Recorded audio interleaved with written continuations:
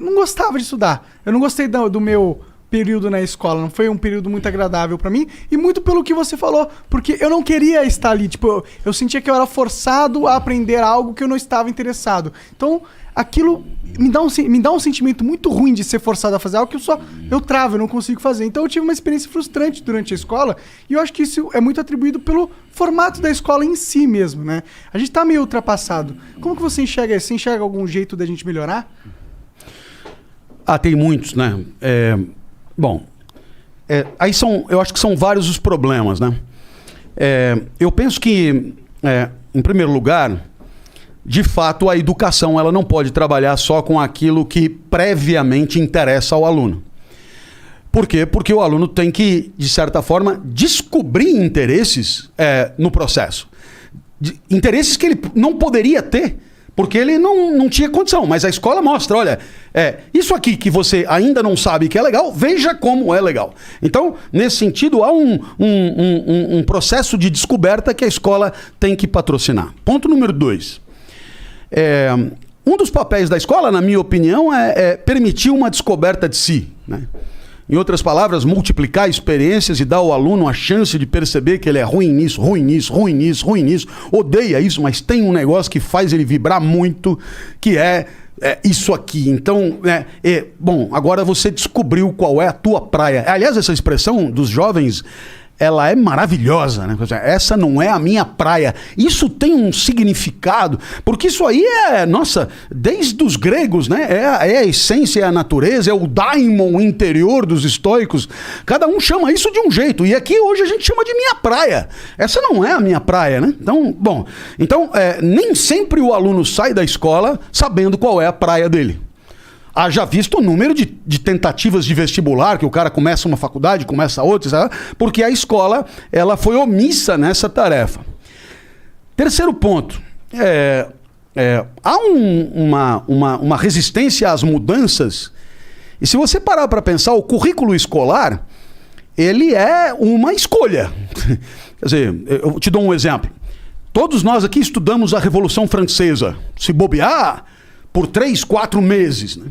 Mas nenhum de nós aqui estudou os grandes eventos da história dos países africanos. Então você percebe que a gente estudou umas coisas e não estudou outras que poderia ter estudado. Ora, então houve uma escolha. Essa escolha foi realizada por alguém. Esse alguém fez escolhas como todo mundo faz escolhas segundo os seus interesses. Então o currículo é uma coisa política, né? É uma manifestação de poder.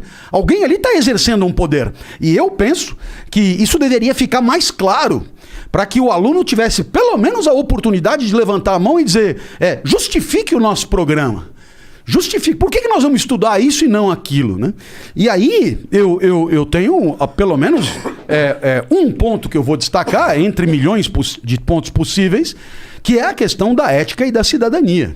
Né? Quer dizer, você estuda 4 anos de literatura, você vai na literatura portuguesa, você começa lá em Paio Soares de Taverosa, os trovadores, literatura, quer dizer, é do caralho literatura, eu amo literatura, né? E acho que devemos estudar literatura muito, mas aí você estuda também organelas citoplasmáticas em citologia, complexo de Golgi, mitocôndrias, você aprende que seno quadrado de θ mais cosseno quadrado de θ é igual a 1, e aí você atende log de A na base B é igual a X, porque B elevado a X é igual a A. E aí você vai.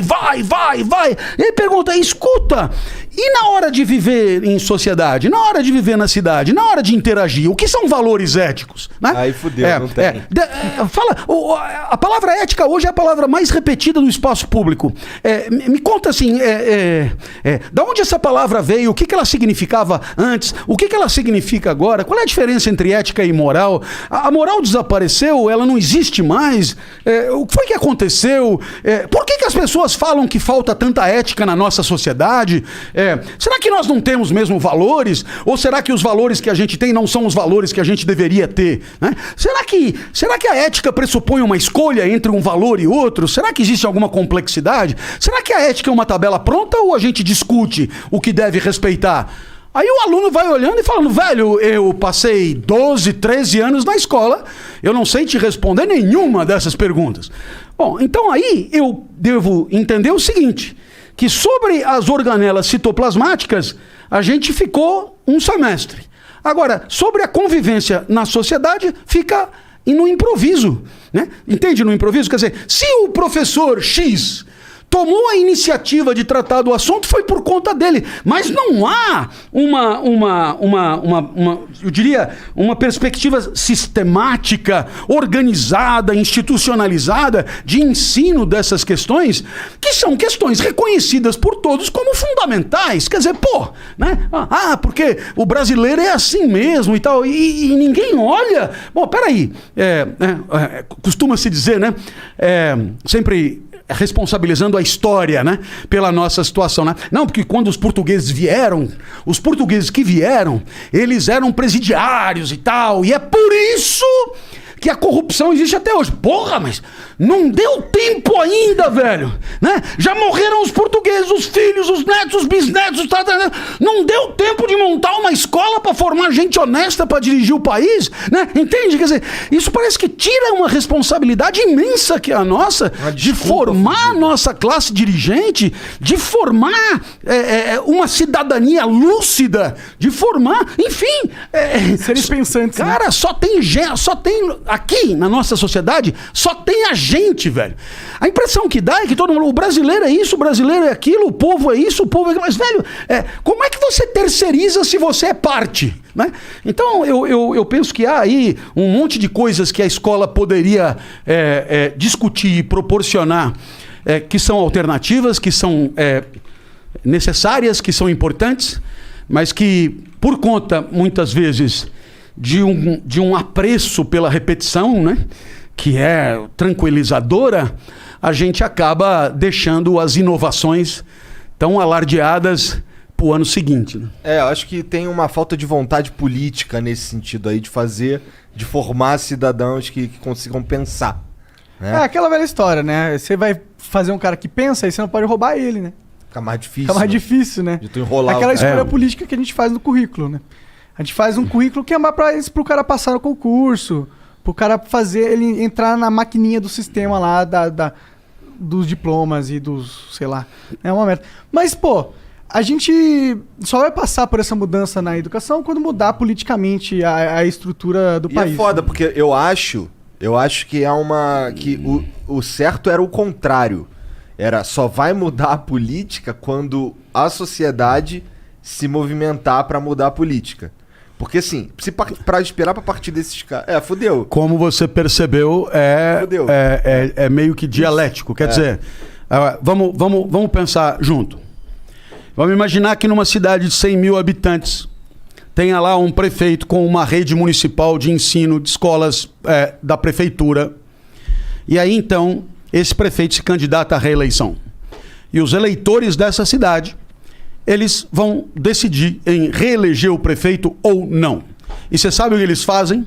Eles vão visitar as escolas para verificar as condições reais de ensino. Eles se interessam pelo desempenho dos alunos, né? Eles se interessam pela efetiva implementação das estratégias pedagógicas. Eles se interessam pelo resultado dos alunos ali nos exames nacionais. Eles se interessam. Aí eles vão, analisando tudo, eles dizem: olha, poderia ter sido melhor, mas reconhecemos que o prefeito deu a isso uma importância muito grande e, portanto, ele merecerá o nosso crédito para mais 4 anos, desde que prometa superar esses 4 primeiros anos, porque nós vamos voltar e vamos reavaliar a escola, a educação e o desempenho dos alunos para poder dar ou não voto. Eu te pergunto, se acontecesse isso numa cidade, como seria a educação dessa cidade? Seria... Porra, velho! Né? Nossa, o professor ganharia pra caralho! Teria laboratórios, teria biblioteca, teria condições, as escolas trariam pedagogos estrangeiros. Velho, por quê? Porque o critério pra eu me reeleger é a educação. Então, velho, nós vamos deixar isso aqui um brinco, né? Eu te pergunto, se isso não acontece, por que será? Porque é um tema irrelevante.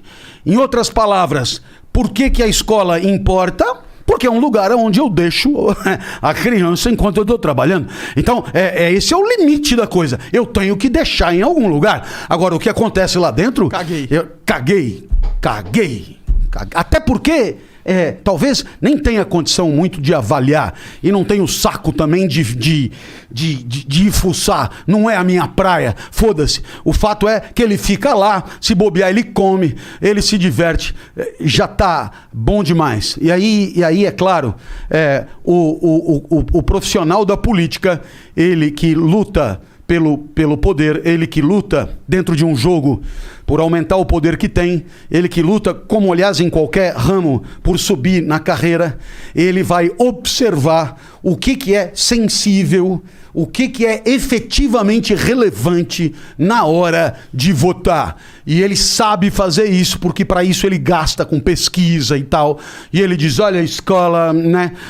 Eu acho que o que importa é segurança mesmo. Nós estamos perto da eleição, botar guarda em tudo que é esquina e bababá, e aí sim vai ser mais efetivo para conseguir me reeleger. Então, você percebe que é um negócio muito...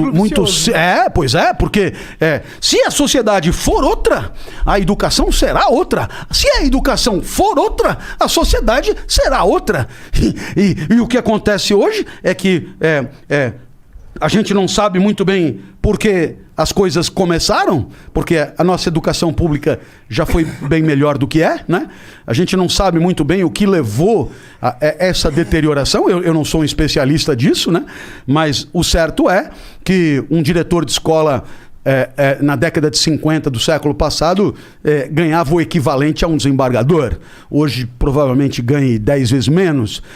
Então a sociedade foi aceitando uma diminuição de qualidade do corpo docente, das condições materiais de estudo e assim por diante. E aí, é claro, os políticos souberam interpretar isso de forma a direcionar seus esforços, as verbas públicas, né, as políticas públicas para outros setores que não são a educação. É um pouco como eu entendo isso. Um pouco triste, mas real, né?